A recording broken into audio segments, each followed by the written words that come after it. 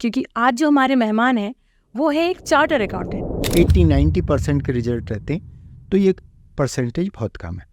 कि मैंने 88 में जब पास किया तो मैंने झांसी में अपनी एक ब्रांच खोली, क्योंकि हम झांसी रहने वाले हैं। तो लोग आते थे और पूछते थे हमारे बुंदेलखंडी में, भैया काय की दुकान खोल रही। एग्जैक्टली हवाला और मनी लॉन्ड्रिंग क्या? आपको मुंबई से 5 करोड़ रुपए भोपाल बुलाना है, तो आप मुंबई में किसी के पास जो हवाला काम करेंगे उसके पास 5 करोड़ जमा करेंगे। प्लास्टिक मनी नहीं थी, तो कैश लेके बैठा था, उसको बहुत तकलीफ हो गई। नमस्कार, आपका स्वागत है हमारे पहले एपिसोड में, जो कि है बहुत इंटरेस्टिंग, क्योंकि आज जो हमारे मेहमान हैं वो है एक चार्टर अकाउंटेंट। चार्टर अकाउंटेंट आप लोगों को पता ही होगा, और नहीं पता होगा तो आज पता ही चल जाएगा कि आखिर होता क्या है। क्योंकि ये जो हमारे चार्टर अकाउंटेंट हैं ये सेंट्रल इंडिया के जाने माने चार्टर अकाउंटेंट हैं, और इनके साथ हम लोग कुछ गॉसिप करेंगे, ढेर सारी बातें करेंगे, कुछ अंदर की बातें भी निकाली जाएंगी। तो मैं स्वागत करना चाहूँगी श्री संजय श्रीवास्तव जी का हमारे शो में। आपका बहुत बहुत स्वागत है सर। कैसा लग रहा है आपको हमारी ग्रैंड ओपनिंग में आके? मुझे बहुत अच्छा लग रहा है, और मेरा पहला अनुभव इस प्रकार किसी पॉडकास्ट में आने का। तो मैं सोचती हूँ कि ये अनुभव बहुत अच्छा होगा, और आगे भी आप हमारे शो में और कई सारे शो में जाएंगे सर। बिल्कुल। तो सर कुछ बताइए प्लीज़ आप मुझे कि आखिर कैसे ये सब हुआ, क्योंकि मेरे हिसाब से तो मैंने जितना जाना है कि डॉक्टर का क्या काम होता है, टीचर का क्या काम होता है, क्योंकि जब हम बच्चे होते हैं तो हमारे सामने 2 या 3 ही चीज़ें होती हैं, पर एग्जैक्टली चार्टर्ड अकाउंटेंट क्या होते हैं ये मुझे लगता है कि सबको जानने की ज़रूरत है। देखिए, चार्टर्ड अकाउंटेंट आप ऐसा समझिए, घरों में आपने देखा है कि महिलाएं एक डायरी मेंटेन करती है, इसमें धोबी का हिसाब, घर का हिसाब, सब्जी का हिसाब रखती हैं। मतलब कहीं ना कहीं वो हिसाब रखती हैं, वो उनके लिए ज़रूरी है। बहुत छोटे स्तर पर वो डायरी मेंटेन करती हैं। इसी प्रकार से चार्टर्ड अकाउंटेंट का काम वृहद स्तर पर अकाउंट्स की देखभाल करना है। हमारे ये चार्टर्ड अकाउंटेंट इंस्टीट्यूट की स्थापना पार्लियामेंट के स्पेशल एक्ट द्वारा की गई थी, और इसमें हम लोग जो भी एग्ज़ाम पास करते हैं इस कोर्स में, उनको ये मान्यता दी जाती है कि जहाँ भी जिस अकाउंट को सर्टिफाई करते हैं उसको गवर्नमेंट मानती है। तो चार्टर्ड अकाउंटेंट का काम यही होता है कि अब जैसे आप ऐसा समझिए कि एक गवर्नमेंट की बॉडी है और एक प्राइवेट। एक जो प्योर गवर्नमेंट है उनके तो सारे खाते गवर्नमेंट के ऑडिटर्स चेक करते हैं, एजी के ऑडिटर्स चेक करते हैं, पर जो उसके अलावा तमाम पब्लिक कॉरपोरेशंस हैं, गवर्नमेंट फंडेड इंस्टीट्यूशंस हैं, जिनमें कि गवर्नमेंट के लोग नहीं कर पाते, उनमें चार्टर्ड अकाउंटेंट के द्वारा उन खाते सर्टिफाई किए जाते हैं और उन खातों को माना जाता है। तो चार्टर्ड अकाउंटेंट का ये तो एक काम हो गया। दूसरा काम है टैक्स की प्लानिंग करना। टैक्स, क्योंकि टैक्स, इनकम टैक्स या आज की डेट में जीएसटी, ये इतने जटिल एक्ट हैं कि इनमें हर किसी के लिए संभव नहीं है इनको पढ़ पाना, इनमें दक्षता हासिल कर पाना। तो चार्टर्ड अकाउंटेंट के पास वो जाते हैं, अपने खाते बताते हैं, उनके खाते का ऑडिट किया जाता है, फिर उनकी टैक्स रिटर्न की तैयारी की जाती है, रिटर्न फाइल कराई जाती है। ये चार्टर्ड अकाउंटेंट का काम है।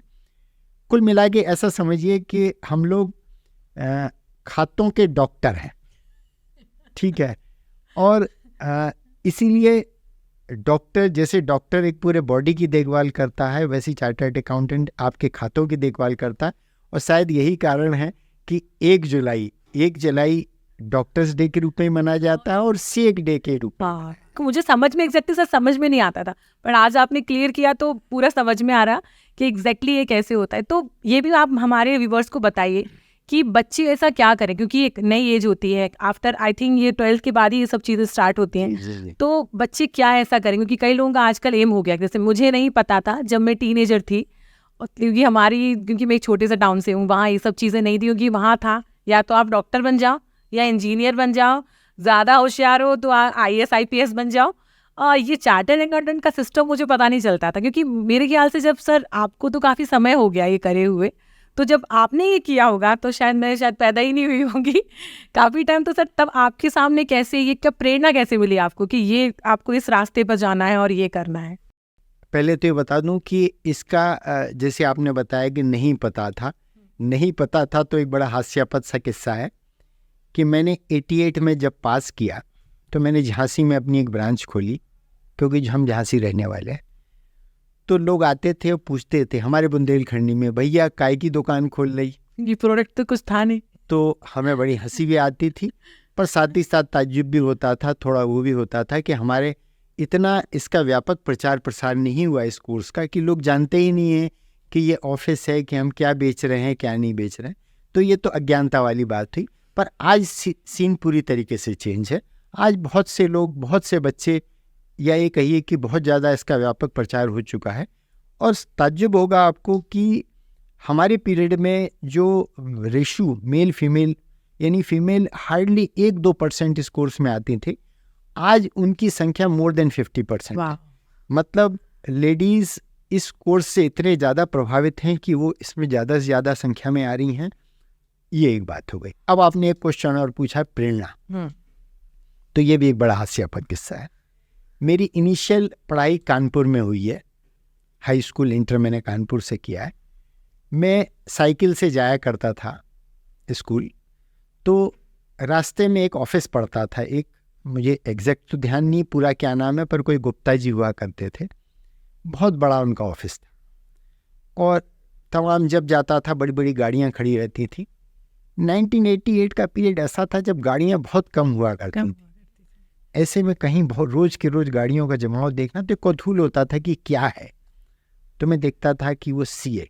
अच्छा, एक और चीज़ हास्यास्पद है कि हमारे प्रोफेशन में जो बोर्ड लगता है, बहुत छोटा सा बोर्ड लगता है। तो बोर्ड तो बहुत छोटा सा हुआ करता था, पर लाइनें बहुत रहती थी। तो ये कौतूहल कहीं रहा कि क्या होता है चार्टर्ड अकाउंटेंट। तो फिर मैंने एक हमारे मामा जी थे जो एजी ऑफिस में थे, उनसे पूछा, उन्होंने बताया कि ये ऐसा होता है। फिर हमारे एक अंकल जो कि कोल इंडिया में थे, उनके यहाँ भी ऑडिट चार्टर्ड अकाउंटेंट का होता था, और उनके यहाँ से एक बड़ी मोटी फीस दी जाती थी। तो हमारे चाचा जी बताते थे कि ये तो बहुत फीस मिलती है उनको, इनकी ज़िंदगी बहुत अच्छे से आती, बड़ी बड़ी गाड़ियाँ मेंटेन कर। तो शायद एक वो प्रेरणा तो वहीं से मिली कि शायद एक कुछ बहुत ऐसा कोर्स है जो कि बहुत पैसा देता है, बहुत पैसा देता है, बहुत नाम देता है, बहुत शोहरत देता है। तो ये सोच के मुझे जहाँ तक लग रहा है कि वो मेरा फर्स्ट, और चूँकि बाल्यावस्था रहती है, ऐसी चीज़ों से प्रभावित होते हैं, तो वहीं से कहीं जहन में आ गया कि मुझे कोर्स करना चाहिए। बहुत अच्छी। सर, जैसे आज की जो जनरेशन है, आपने जैसे बताया कि महिलाओं का भी अब योगदान काफ़ी बढ़ गया है। मैंने एक चीज़ देखी है कि कई लोग छोटी उम्र, मतलब 22-23 साल में चार्टर्ड अकाउंटेंट बन जाते हैं, और कई लोग 28-29 और उसके बाद भी बनते हैं। तो ये क्या मसला है, ये कुछ थोड़ा समझाएंगे आप? देखिए, ये पूरा ब्रिलियंसी पे डिपेंड करता है। ये कोर्स वैसे तो 3 साल का है, मतलब इसमें एंट्री कर सकते हैं 12वीं क्लास के बाद एक फाउंडेशन कोर्स करके, या फिर ग्रेजुएशन में 60% से वो मार्क ला के। उसके बाद 2 साल की आर्टिकलशिप होती है, फिर 3rd ईयर के बाद एग्ज़ाम दिया जा सकता है। तो मिनिमम पीरियड तो 3 साल का है इस कोर्स का। अब होता ये है कि चूँकि कोर्स बहुत कठिन है, आपको शायद पता हो कि हमारे पीरियड में तो इसका रिजल्ट 1-1.5-2% हुआ करता था। आज जरूर 15-17% हो गया है, पर 15-17% भी बहुत कम है। अगर हम ग्रेजुएशन कोर्स को देखें या दूसरे यूनिवर्सिटी के कोर्सेज को देखें जहाँ 80-90% के रिजल्ट रहते हैं, तो ये परसेंटेज बहुत कम है। तो जो ब्रिलियंट स्टूडेंट है वो जाहिर सी बात है 3 साल यानी मिनिमम पीरियड में पास कर लेते हैं, और जो थोड़े से कमज़ोर रहते हैं उनको टाइम लग जाता है। तो ये आप ये डिफरेंस ये देखेंगी कि जो जल्दी पास कर लेते हैं वो नेचुरली बहुत ब्रिलियंट बच्चे हैं, और जो थोड़ा देर से पास करते हैं तो ये आपको दिखेगा कोई 3 साल में कर रहा है, कोई 5 साल में, कोई 7 साल में, हो सकता है कोई पास भी ना कर पाए। ऐसे भी लोग आपको मिलेंगे जो पास नहीं कर पाते, फिर कहीं नौकरी करने लग जाते हैं। तो आपको ढेर ऐसे एग्जाम्पल मिलेंगे। और सर, जैसे अगर हम लोग अदरवाइज जाएँ कि फीसिस का क्या स्ट्रक्चर है, जैसे काफ़ी सारे कोर्सेज, मेडिकल हुआ, इंजीनियरिंग हुआ, इनकी फीसिस, और दूसरी बात सर, अगर कोई यूपीएससी करने जाता है तो उसका भी कोचिंग का फीस बहुत होता है। तो सर इसका कैसा, इसका भी क्या फीस वीस का क्या, थोड़ा बताएंगे सर हमारे बच्चों को? मेडिकल में कितनी फीस देती हैं? सर जैसे मैंने कहीं सुना है कि इंदौर में एक कॉलेज है, उसकी 14 लाख है 1 साल का फीस है। मतलब 5 साल की 70 लाख। चलिए, इंजीनियरिंग कितने में होता है? ये ऑलमोस्ट सर यही उसका रेट चल रहा है मेरे हिसाब से। तो ठीक है, लगभग मैं समझता हूँ कि अधिकतर कोर्स में लाखों में तो हर कोर्स जाते हैं, पर सीए कोर्स ऐसा होता है जिसमें कुल फीस, टोटल 3 साल की फीस 75,000 रुपये। 75,000। और उसमें भी बड़ी इंटरेस्टिंग बात यह है कि जो 2 साल बच्चा हमारे पास आर्टिकलशिप करने आता है उसको हम पर मंथ स्टाइपेंड देते हैं। तो अगर कैलकुलेशन करके देखें तो 75 में से भी लगभग 50-60 हज़ार रुपये हम उसको लौटा देते हैं। तो सर अब तो बच्चे समझ गए हैं अब। तो इतना सस्ता कोर्स और इतना प्रेस्टिजियस, इतना अच्छा कोर्स मैं नहीं समझता कि शायद कोई होगा। नहीं और सही। अब तो इसका इतना प्रचार प्रसार भी हो रहा है, बहुत से बच्चे आ रहे हैं। तो काफी मतलब अब ये इसके बाद तो मुझे लगता है कि और बदलाव आएगा। बच्चे सोचेंगे ये बढ़िया है, क्योंकि मैं तो सही बताऊँ मुझे लगता है सीए मतलब आईएएस वाईएएस, क्योंकि वो भी सब आला मिलना जुलना रहता है आपस में। तो मुझे तो लगता था कि ये तो इसकी फीस तो और ही ज़्यादा होने वाली है, क्योंकि थोड़ा सा बोलते हैं लेविश टाइप का लगता है मुझे थोड़ा सा। तो सर आपने तो ये ऐसी बात बता दी कि अब हमारे बच्चे बोलेंगे कि चारे छोड़ो, इससे अच्छा से यही बन जाते हैं। वेलकम है ऐसे बच्चों का। हम चाहते हैं ज़्यादा से ज़्यादा लोग इस कोर्स में आए, इसका और नाम हो। कम से कम सर मुझे ऐसा लगता है कि फोकस तो क्लियर होगा। अगर बच्चा मेहनती है तो आज नहीं तो वो कल ज़रूर बनेगा। तो ये तो सर आपने बहुत अच्छी बात बताई। प्रेशर का भी जैसा आप कहें कि शायद मुझे लगता है कि पढ़े लिखे का प्रेशर कैसा रहता है, बच्चे और पढ़ेंगे तो आपने अच्छा चलो आपसे एक क्वेश्चन पूछता हूँ। 3 इडियट और दंगल आपने मूवी देखी है? हाँ सर दोनों देखिए। अच्छा, चलिए 3 इडियट में आपने क्या नोट किया? सर 3 इडियट में मैंने देखा कि पेरेंटिंग के बारे में, कि पेरेंट्स को बच्चों को छोड़ देना चाहिए, वो जैसे जीना चाहते हैं, जो करना चाहते हैं उन्हें मतलब छूट देनी चाहिए, ताकि बच्चा अपने आप से ज़िंदगी में आगे बढ़े। ये तो मतलब 3 इडियट में सबने यही मुझे तो नोटिस यही लगा करने के लिए। और दंगल में क्या देखा आपने? दंगल में देखा कि एक पिता है वो अपने बच्चे के ऊपर मेहनत कर रहा है और उसको गोल्ड मेडल दिलाने के लिए ऐसे करके मतलब मेहनत कर रहा है, पिता बच्चों के साथ मेहनत कर रहा है। नहीं, इन दोनों जगह में एक चीज़ आप देखिएगा। 3 इडियट में एक पिता अपने बच्चे को इंजीनियरिंग कराना चाहता है, जबकि उसका ध्यान फोटोग्राफी में था। और दंगल में पिता अपने बच्चियों को, एक बच्ची को पहलवान बनाना चाहता है, एक को नहीं बनाना चाहता, पर एक जिसको बनाना चाहता है वो उसका उतना मन नहीं है, जिसको नहीं बनाना चाहता उसका मन है। इससे एक सीख तो मिलती है कि बच्चों को जो भी कोर्स कराया जाए, जैसे भी आपने कहा कि हम सब लोग अपने बच्चों को सीए ही कराएं, तो मेरा क्वेश्चन इस परिप्रेक्ष्य में है कि यही हो रहा है आज कि माँ बाप अपनी इच्छाएं बच्चों पे थोप रहे हैं, जो कि नहीं होना चाहिए। बच्चों को अपनी स्वेच्छा से जिसमें उनका मन लगे वो करना चाहिए। आज मुझे लग रहा है जहाँ भी रिजल्ट बिगड़ते हैं उसका बहुत कुछ कारण ये भी है कि बच्चे माँ बाप की इच्छा से चल रहे हैं, खुद की इच्छा से नहीं चल रहे हैं। अगर आज खुद की इच्छा से चलते होते तो उनका एक इंटरेस्टिंग सब्जेक्ट होता, उसमें कई ऊंचाइयां हासिल कर रहे होते, पर उन पे चूंकि इच्छाएं थोपी गई हैं तो जाहिर सी बात है कि उतना अच्छा परफॉर्म नहीं कर पा रहे हैं। नहीं ये तो सर आपने सही बोला, क्योंकि हर कोई जहाँ से हम लोग बिलोंग करते वहाँ लिमिटेड ऑप्शंस रहते थे कि ऑप्शंस रहते थे। और अगर बच्चे ने मैथ ले लिया तो बहुत होशियार है, बायो लिया थोड़ा सा कम है, कॉमर्स लिया तो एवरेज, और आर्ट ले लिया तो उसकी तो किस्मत ही खराब हो गई, क्योंकि ये जनरेशन का। बट आज तो बहुत रास्ते खुल गए हैं सर, आप सही बोल रहे हैं, और काफ़ी चीज़ें देखने में भी मिल रही हैं। सर प्रेशर के ऊपर हम लोग बात करें बच्चों की पढ़ाई को लेके, तो आप भी सुनते होंगे कोटा को लेके कि हर साल वहाँ क्या होता है, बच्चे सिर्फ प्रेशर में ही चले जाते हैं। तो सर इसका आपको कारण क्या लगता है कि इसमें किसकी गलती है जो कोटा में हर साल ये सब होता है? देखिए, इसमें मैं तो समझता हूँ कि सबसे बड़ी गलती माँ बाप की है। माँ बाप हमेशा से ये देखते आए हैं कि वो कंपेयर करते हैं कि मेरे पड़ोसी का बच्चा विदेश गया, मेरा पड़ोसी का बच्चा इतना कमा रहा है, शर्मा जी का बेटा शर्मा जी का बेटा या मिश्रा जी का बेटा, तो वो इस होड़ में लगे रहते हैं। तो होता ये है कि बच्चा आज की डेट में 8वीं क्लास पास करता है और उसको इंजीनियरिंग की लाइन, मेडिकल लाइन, मतलब उससे मिलते जुलते कोर्सेज में, कोचिंग में डाल दिया जाता है। 2 बजे बच्चा अपने स्कूल से आता है, लंच करने के बाद 3 बजे उसको वैन लेने आती है, वो कोचिंग में चला जाता है, 7-8 बजे लौट के आता है, फिर आके वही प्रेशर, पढ़ाई करो। तो कुल मिला के उसका एंटरटेनमेंट, खेल कूद, सारी अदर कैरिकुलम एक्टिविटीज़ ख़त्म होती चली जाती हैं। यही कारण है कि एक स्टेज पे बच्चा का जो दिमाग है वो कुंठित होता जाता है और अगर वो माँ बाप के एक्सपेक्टेशन को किसी कारण, यानी आप देखिए पहले हमारे ज़माने में फेल होना एक बड़ी ही मामूली बात थी, मतलब फेल होके आते थे तो पिताजी से कुटते थे। आजकल तो बच्चों का कूटना मतलब एक अपराध है। तो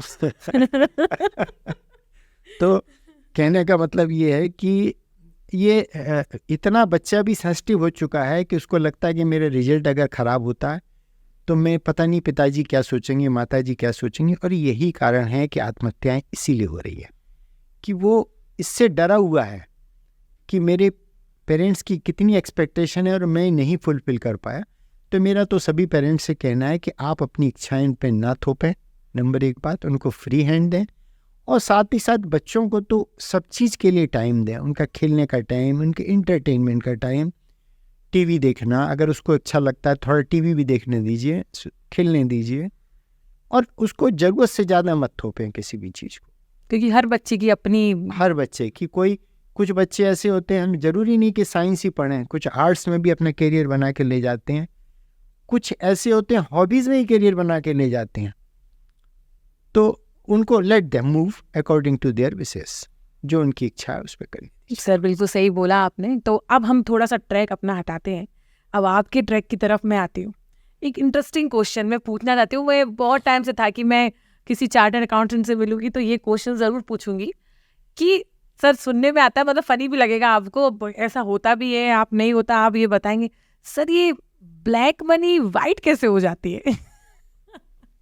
देखिए सबसे पहले बताऊं कि ब्लैक मनी किसको कहते हैं, आपसे पूछता हूँ।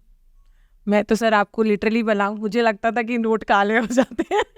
नहीं, देखिए ब्लैक मनी वो ऐसा पैसा होता है कि जो कि बिना कर चुकाए हुए आपने इकट्ठा किया। ये तो सीधी सीधी टैक्स की परिभाषा है।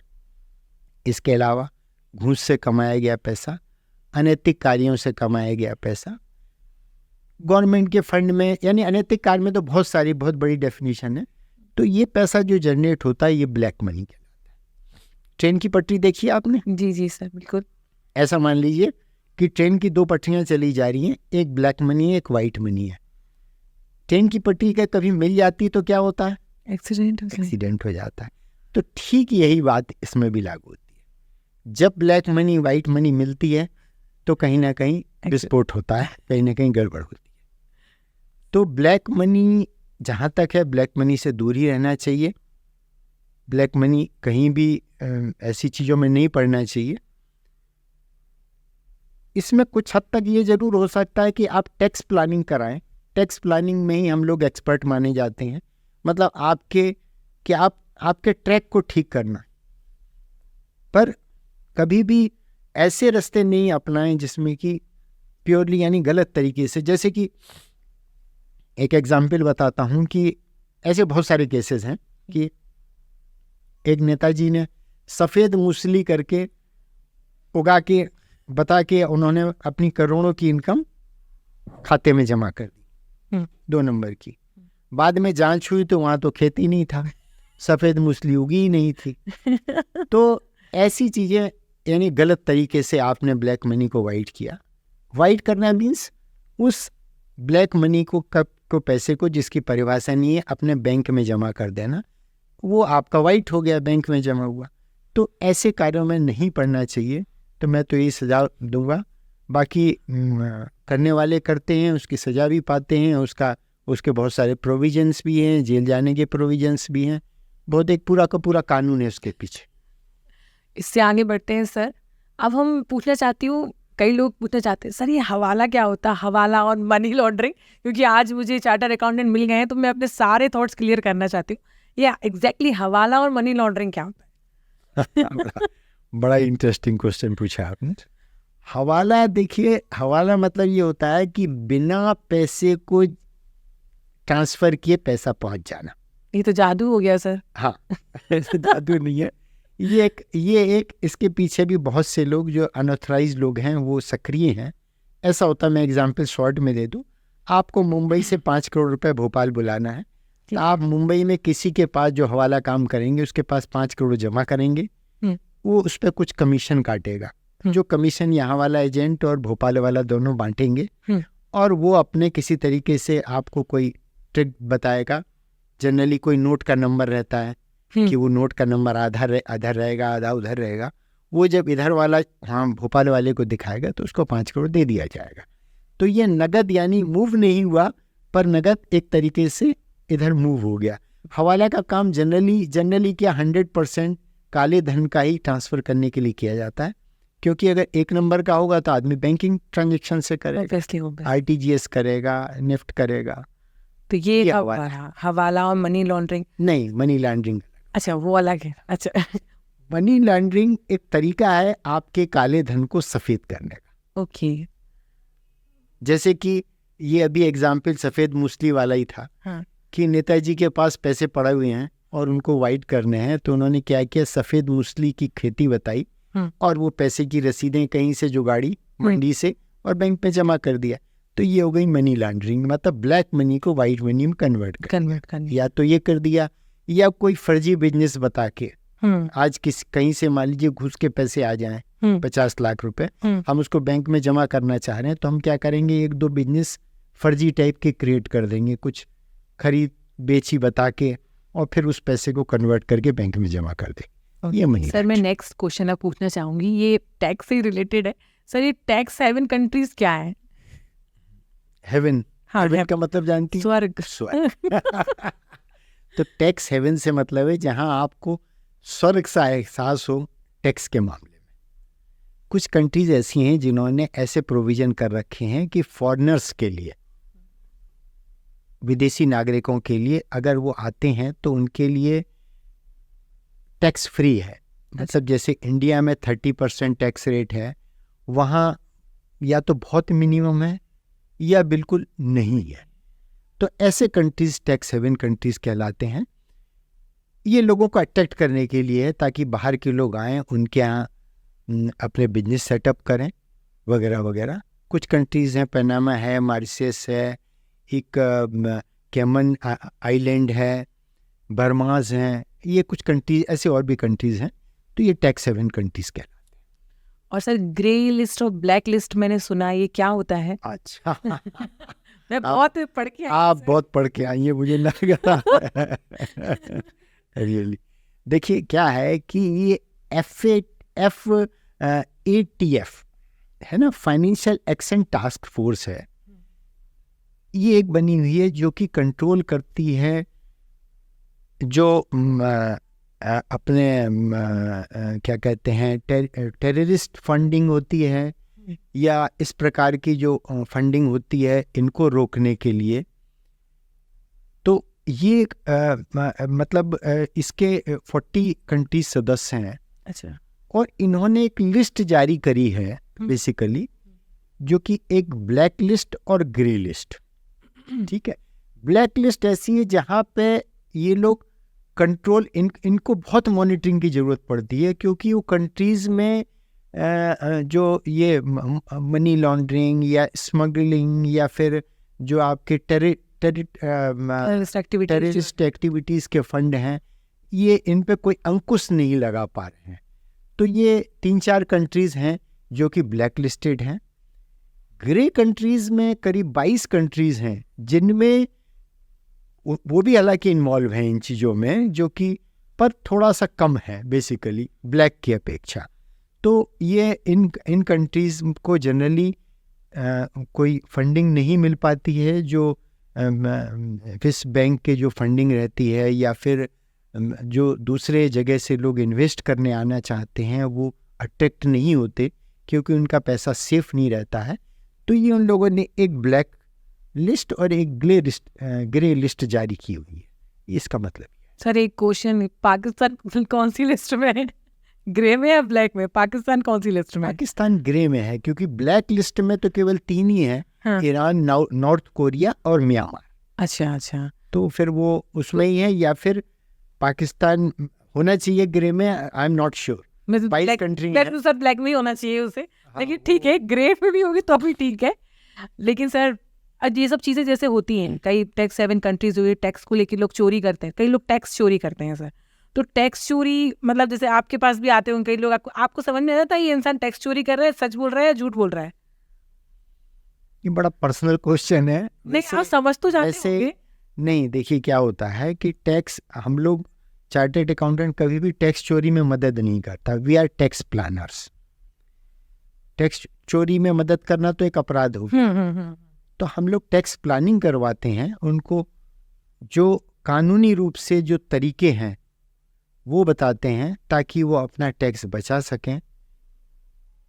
और उनको समझदारी और टैक्स चोरी खाते देखने से अपरेंटली समझ में नहीं आता है कि वो चोरी कर रहा है। वही वो मेरा क्वेश्चन वही है कि मतलब जैसे खाते दिखते हैं सर, तो समझ में कैसे, मतलब समझ में आता है कैसे आता है? और कोई अगर ऐसा आता तो हम उन्हें समझाते हैं, कोशिश करते हैं कि भाई आप सही रास्ते पे चलो। हाँ सर, अगला अपन पूछते हैं, जब ये नोटबंदी हुई थी अपने यहाँ, जब 500 और 1000 के नोट बंद करे गए थे, तो सर उस चीज़ का हवाला पे मेरे हिसाब से काफ़ी असर हुआ होगा। बहुत असर पड़ा। देखिए हवाला, मैंने आपको क्या एग्जाम्पल दिया था कि आपको मान लीजिए मुंबई से भोपाल पैसा भेजना है हवाला से, तो मुंबई में किसी के पास 5 करोड़ होना चाहिए, भोपाल वाले के 5 करोड़ होना चाहिए। जी जी। और वो उसके पास उसकी तिजोरी में रहना चाहिए, तभी संभव था ये। नोटबंदी से क्या हुआ, जो उनके पास पैसे थे वो शून्य हो गए, उसकी वैल्यू जीरो हो गई। तो हवाला पे असर पड़ा। पर हुआ ये है वास्तविकता में कि टाइम के साथ जो चेंज करने का प्रोसेस था, या अपने यहाँ जो तरीके लोगों ने अपनाए वापस में अपने नोट को कन्वर्ट करने के, वो अब पुनः वही स्थिति निर्मित हो गई है कि लोगों के नोट, जैसे कहते हैं ना, बदली हो गया। तो बदली हो के वो स्थिति फिर बन गई है कि वो हवाला आज भी चालू है। तो कुछ समय के लिए ये चीज़ें बहुत तेजी से डिस्करेज हुई, ख़त्म भी हुई। पर आज मुझे लगता है कि चूंकि सब वापस पुनः वो स्थिति बन गई है, ब्लैक मनी लोगों के पास है, तो फिर हवाला भी चालू है। जब तक ब्लैक मनी रहेगी तब तक हवाला चालू रहेगा। सर तो मतलब मैं आपसे ये पूछना चाहूँगी कि नोटबंदी के आपके हिसाब से फ़ायदे भी हुए हैं, कुछ नुकसान भी हुए हैं, तो एग्जैक्टली क्या लगता है आपको अपने नॉलेज से कि फ़ायदे यहाँ हुए हैं और नुकसान यहाँ हुए हैं? देखिए फ़ायदे तो बहुत ज़्यादा हुए हैं। फ़ायदे से मतलब ये है कि एक तो ब्लैक मनी टोटली डिस्करेज हो गई, टेररिस्ट मनी टोटली डिस्करेज हो गई। जो चुनाव के लिए जो ब्लैक मनी इकट्ठा थी वो सब न्यूट्रलाइज हो गई। ख़ास तौर से कश्मीर में तो बहुत असर पड़ा, क्योंकि सारा टेररिस्ट मनी, टेररिस्ट पैसा जो आ रहा था वो सारा का सारा, बल्कि फेक मनी भी थी बहुत सारी अपने यहाँ, जो यानी फेक मनी यानी जो नकली मुद्रा थी वो इकट्ठी हो गई थी, वो भी सब खत्म हो गई, क्योंकि सब नोट ही खत्म कर दिए तो वो भी खत्म हो गई। तो ये तो फायदे तो उसके बहुत ज़्यादा हुए। नुकसान भी हुए, पर नुकसान बिल्कुल नगण्य है। नुकसान में ये खाली जैसे अकस्मात जो हुआ था उसमें कई लोग, कहीं कोई स्टेशन पे फंस गया था, कोई होटल में फंस गया था, जिसके पास जो कहते हैं ना कि प्लास्टिक मनी नहीं थी, तो कैश लेके बैठा था, उसको बहुत तकलीफ हो गई क्षणिक कुछ समय के लिए, वो बहुत तकलीफ हुई। या फिर उन लोगों को तकलीफ हुई जैसे जो महिला पिन मनी रखती थी वो रख के भूल गई, तो वो उनको, उनमें भी जो बहुत गरीब थी जिसका कि पैसा एक तरीके से डूब गया, या उनको आज भी प्रोसीजर नहीं पता है कि आरबीआई आज भी बदल रहा है कुछ तो ऐसे कुछ जगह पर मुझे लगता है कि वो जो टाइम बीइंग प्रॉब्लम थी वो बहुत कम समय की प्रॉब्लम थी, पर उसकी जगह अगर हम फ़ायदे देखें तो फ़ायदे कहीं बहुत ज़्यादा थे। और इसी चीज़ को देखना चाहिए कि किसी भी सिस्टम में नुकसान क्या है, नफ़ा क्या है। अगर नफ़ा बहुत ज़्यादा है, उसके बहुत ज़्यादा फ़ायदे हैं, तो we should adopt it happily. और सबसे बड़ी चीज़ सर ये देखिए, ई मनी बहुत यूज़ होने लगा। जैसे लोगों को गूगल पे ये सब पहले भी आया था पर कोई यूज़ नहीं करता था। और मुझे तो सर ये लगता है कि जब हम किसी को 2000 रुपये देते हैं, लगता है 2000 500 के 4 नोट चले गए। पर जब हम गूगल पे या किसी से करते हैं तो समझ में मतलब दुख नहीं लगता है कि 2000 रुपये चले गए। नहीं, ये तो खैर एक वो तरीका है spending, this is spending habits के, जो कहते हैं ना कि जैसे पैसा निकल रहा तो आदमी को लग रहा है कि मेरे गाड़ी कमाई निकल रही है। दूसरी तरफ जो प्लास्टिक मनी है वो पता ही नहीं चलता है कि हमारे बैंक में इतना है या कितना है, कट गया निकल गया।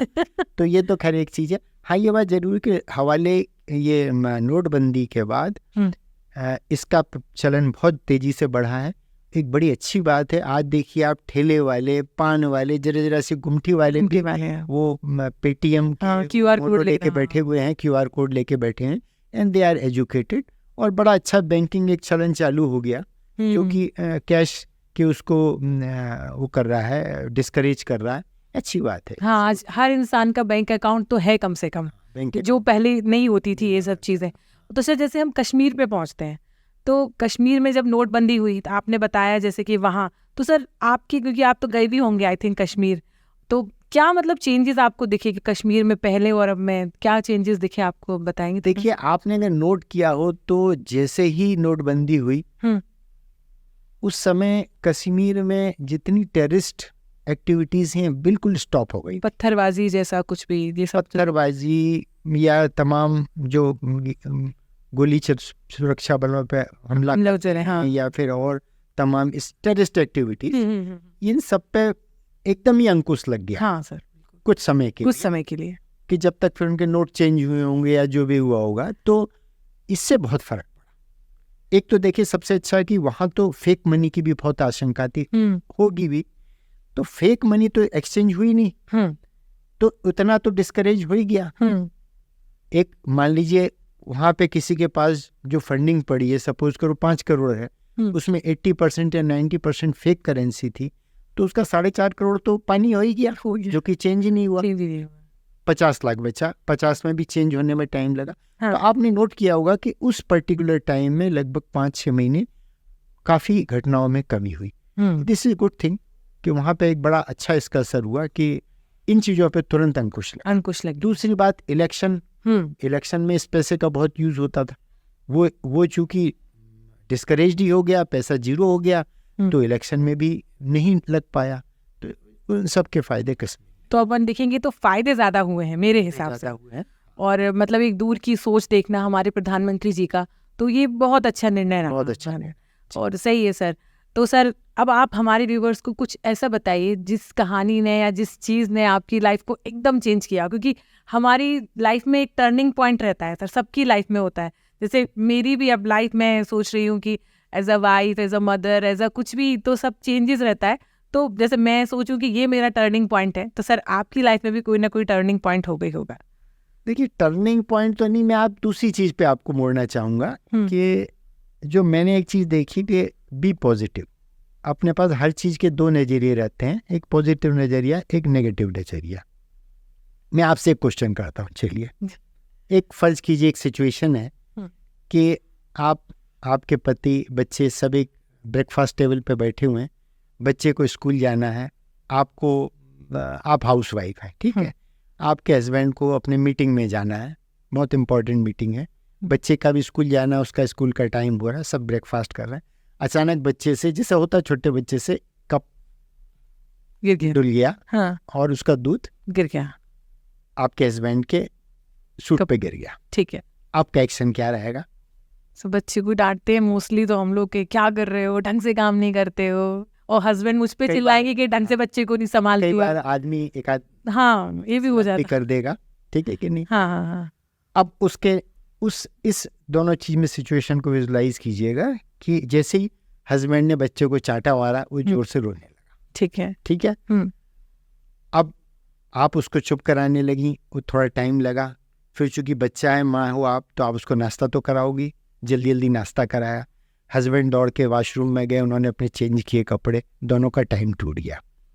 टाइम टूटने में क्या हुआ, आज सुबह का टाइम जनरली ऐसा रहता है कि बस पकड़ने के लिए 2-5 मिनट का ही टाइम रहता है, तो इस भागा दौड़ी में क्या होता है कि हम दौड़ के गए और बस निकल गई, ठीक है। अब आप भुनभुनाते हुए आई और आदमी पे चढ़ाई करी आपने, कह सब आपके कान बच चुकी। उसने कहा नहीं कोई बात नहीं है, मैं इसको छोड़ता जाता हूँ, ठीक है। अब हस्बैंड उसको लेके चले, उनका ऑफिस एक तरफ है, स्कूल एक तरफ है, उस दिशा में गए, ट्रैफिक था, मैं मेट्रोस की बात कर रहा हूँ, उन्होंने उसको छोड़ा, मीटिंग में लेट हुए तो बॉस की फटकार पड़ी, उनका सारा दिन मूड खराब रहा, शाम को 6 बजे आए, भुनभुनाते लड़ते, कुल मिला के, और बच्चा रोता गया, आपका भी टेंशन, क्योंकि माँ का अगर बच्चा रोता जाता तो माँ भी टेंस हो जाती है, तो तीनों का दिन खराब हो गया। ये तो हो गया नेगेटिव व्यू। अब पॉजिटिव व्यू क्या होता है कि कुछ नहीं करना था, आदमी को उठ के वॉशरूम जाना था, 2 मिनट में उसको क्लीन कर लेना था और सब कुछ से एज इट इज चल देता, तो उसमें पूरा दिन बच जाता। तो ये पॉजिटिव है। तो मेरा कहना है कि हमेशा पॉजिटिव रहना चाहिए। एक तो ये बात मैं आपको संदेश देना चाहूँगी सभी के लिए कि जैसे हमारे प्रोफेशन में भी लोग आते हैं तो कई बार हमारे जो जूनियर्स, हमारे सबॉर्डिनेट आते हैं कि सर ये प्रॉब्लम, ये प्रॉब्लम, ये प्रॉब्लम। मेरा कहना है कि वो आपके पास क्यों आया है? क्योंकि आप एक्सपर्ट हो। अगर उसको खुद करना आता तो आपके पास क्यों आता? सही बात है। तो आप तो BA मतलब उसको आप कहते हैं ना कि आप प्रॉब्लम सॉल्वर बनो, आप उसका कोई सलूशन निकालो, उसका पार्ट मत बनो प्रॉब्लम का कि आप उस पर और चिल्लाने लगोगे तो क्या होगा, कोई रास्ता नहीं निकलेगा। दूसरी घटना मैं आपको बताऊंगा, टाइम तो नहीं ले रहा हूँ ज़्यादा। नहीं सर, बिल्कुल बिल्कुल। दूसरी चीज़ जो मैं बहुत ज़्यादा मेरे को एक चेंजिंग लगा वो ये है कि मैं और मेरी वाइफ कोई भी जैसे डिसीजन जैसे होता है, कई बार जब हम डबल माइंडेड होते हैं तो वो एक सिक्का भगवान के सामने ला लेती हैं और हम लोग फिर जो आता उसको मानते हैं। हाँ। तो मेरा इसमें कुछ कई बार थोड़ा सा वो था, मैं थोड़ा सा, हालांकि वो तो बहुत मानती है पर मैं थोड़ा सा डबल माइंडेड रहता था। एक बार क्या हुआ, हम लोगों का भी ऑडिट होता है। अच्छा। हमारी फर्म बड़ी है तो हमारा भी ऑडिट होता है। तो एक बार एक सर्विस टैक्स का ऑडिट, तो ये एक सच्ची घटना है सुना जो मेरे ऊपर बीती है जी। तो क्या हुआ कि उसमें जब वो ऑडिट टीम आई तो फ्राइडे को आए थे वो लोग। फ्राइडे को आके उन्होंने हमारे खाते वाते देखे, कुल मिला के ऐसा समझ में आया कि करीब 5 लाख रुपए हमसे कोई मिस्टेक हो गई है। मतलब हमको 5 लाख भरना पड़ेगा, इंटरेस्ट भी देना पड़ेगा। ये घटना है करीब कुछ साल पहले की। 5 lakh was a big amount. तो मेरे दिमाग में एक आया, जैसे दिमाग में सरगोशी करता कि क्यों ना हम अपने कुछ पन्ने चेंज कर लें, कुछ खातों में ये कर लें, कोई चार्टर्ड अकाउंटेंट। तो हमने सैटरडे संडे बैठ के वो कुछ अपने खाते कुछ एडजस्ट किए, पर दिमाग में कहीं उथल पुथल था कि ये कैसे हो रहा है, नहीं कि ना करें ना कि ये इसमें बेइज्जती ज़्यादा होती है। सही बात है। तो फिर मैंने वाइफ को बोला, तो हम लोगों ने मंडे को सुबह नहीं सैटरडे मैंने चेंज किया, संडे को फिर ये मैंने कहा अपन इसको कि हमें करना चाहिए कि नहीं करना चाहिए। हमने ऐसे सिक्का उलाया तो उसमें आया आदेश कि नहीं करना चाहिए। हम इमीडिएटली ऑफिस गए संडे को, हमने जो कागज बनाए थे फाड़ फूड़ के सब फेंक दिए। ठीक है। और हमने कहा अब जो होगा देखा जाएगा। मैंने तुरंत मंडे को, मैंने अगला दिन मंडे था जब फिर पार्टी को आना था, ऑडिट पार्टी को। मैंने अपने बैंक मैनेजर से ही बात कर ली कि भैया आप मुझे 5 लाख की लिमिट दे दो, हमको टैक्स भरना है, लोन दे देना। उसने कहा हम दे देंगे। खैर जैसी ऑडिट पार्टी आई उन्होंने टैक्स भी निकाल दिया। ठीक है, शाम के 5:30 बज रहे थे। अब देखिए चमत्कार होता है, आप ध्यान से सुनिए कि जब ख़त्म करने का टाइम आया उन्होंने कहा साहब ये आपको 5:30 का चालान भरना है। अचानक मेरा पुत्र, वो अभी CA है वो भी, और he is a all India rank का, वो अचानक एंटर हुआ। अब बोले पापा आप जरा 2 मिनट रुक जाओ, अभी इनको फैसला नहीं करने दो, मुझे देखने दो। तो उसने देखा तो उसने पाया कि इनका फैसला, मतलब इनको जो असेसमेंट करना था वो 2 दिन से लेट था। मतलब वो हमसे 5 लाख वसूल नहीं कर सकते थे क्योंकि 2 दिन वो लेट हुए। तो ये चमत्कार है, ये चमत्कार हुआ कि हमने उस पर विश्वास किया और उसने हमको बचा लिया। ये बहुत। तो मेरा कहना है कि आप उस पर जब करते हो तो पूरी तरीके से विश्वास करो। तो 2 ही मैसेज हैं आज के कि नंबर 1 बी पॉजिटिव और दूसरी बात भगवान पे विश्वास। तो सर आपने हमको हमारे साथ बहुत सारी अच्छी बातें करी और हमें लगता है हम सबको इन सब चीज़ों से, स्पेशली आपके जो एक्सपीरियंस है वो बहुत ही यूनिक है सर, और इन्फॉर्मेशन जो आपने दी है वो तो और ही मज़ेदार है कि हमारे व्यूअर्स को मज़ा ही आ जाएगा सुन के। आपने हर एक एज ग्रुप के लोगों को कुछ ना कुछ दिया सर, बताया आपने। बहुत मज़ा आया मुझे आपके साथ ये शो कर और मैं आशा करती हूँ आपको भी अच्छा लगा होगा। भी अच्छा लगा, आपका ये शो बहुत अच्छा लगा। Thank you sir. अब मैं अपने व्यूवर्स को बोलना चाहती हूँ, हमेशा नए गेस्टों को हम अपने यहाँ बुलाएंगे और आप हमसे क्वेश्चन भी पूछ सकते हैं और हमको सजेशन भी दे सकते हैं कि हमें नेक्स्ट में किसको बुलाना है। मैं पूरी कोशिश करूँगी कि आप लोगों का पूरा एंटरटेनमेंट रखूँ और बने रहिए मेरे साथ द स्वाति शो में। Thank you.